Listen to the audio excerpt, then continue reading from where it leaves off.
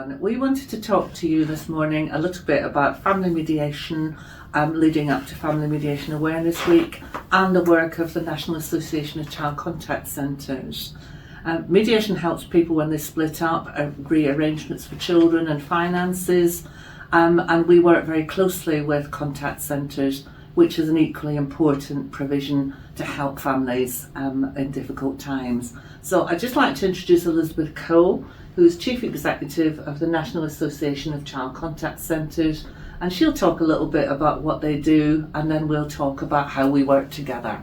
Thanks. Child contact centres are neutral, independent, child-friendly places for parents who have separated, particularly the non-resident parent, to see the child that they no longer live with. There are two types of contact centres, supported and supervised. Supported are for people where there is absolutely no risk.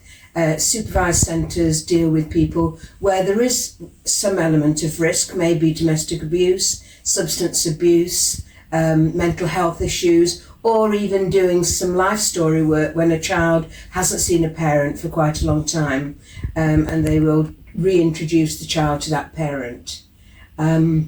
There are 300 centres nationwide, and a lot of them are in your local area, and we work quite a lot with mediators who make referrals to centres on a regular basis. Okay, I think Elizabeth and I wanted to chat a bit more about how contact centres and mediation can complement each other. I ran a family mediation service in Greater Manchester called Children First Family Mediation, and we've had a couple of recent examples where contact centres have been invaluable, particularly in getting contact started. Families perhaps where there's been domestic abuse, or there's been allegations, there's no family who can help, and otherwise the child would have a gap and wouldn't see the other parent at all. So we had a lovely family recently who used a local contact centre in Rochdale for a few weeks. Then when things had calmed down between them and life was left fraught, family members were able to step in and they were able to have contact in the community. So we thought that was a great example of how contact centres and mediation can complement each other. I think Elizabeth maybe talk about the other end, about after contact centres, how mediation can possibly help as well. Yeah. Well, contact centres generally, we suggest that people use contact centres only for around 3 to 6 months, whilst things are fraught in a family. But often when relationships have broken down, the children are seeing the other parent, but then something happens which makes the family distressed again, and so we suggest that they go and see a mediator to try and work out what it is that happened. Perhaps a new partner's come on the scene, and the resident parent is finding that extremely difficult. Or the non-resident parent, it might be that the resident parent who's got a new partner. So when things are fraught, we suggest that they go and see a mediator and try and iron out the wrinkles. Yeah, we've had another recent example where some parents have been using a contact centre in South Manchester for quite a long time. And I think everybody feels it's time to move on, but the trust is still very low between them.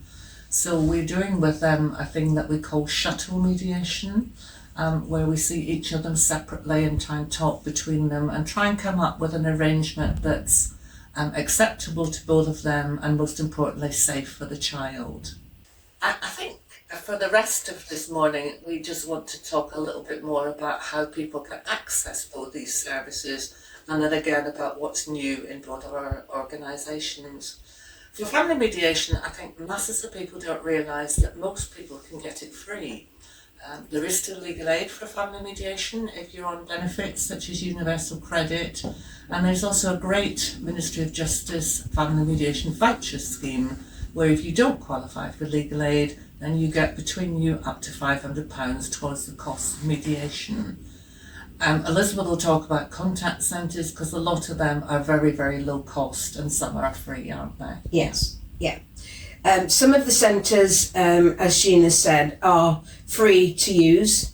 Others might ask you to make a contribution, or they may make decisions about if somebody's low waged. They make a fiver per session. There's a whole variety of things that payment options for centres. You can look on the NACC website under Find a Centre, and that will invite you to put the area that you live in, and say within so many miles of that of your address.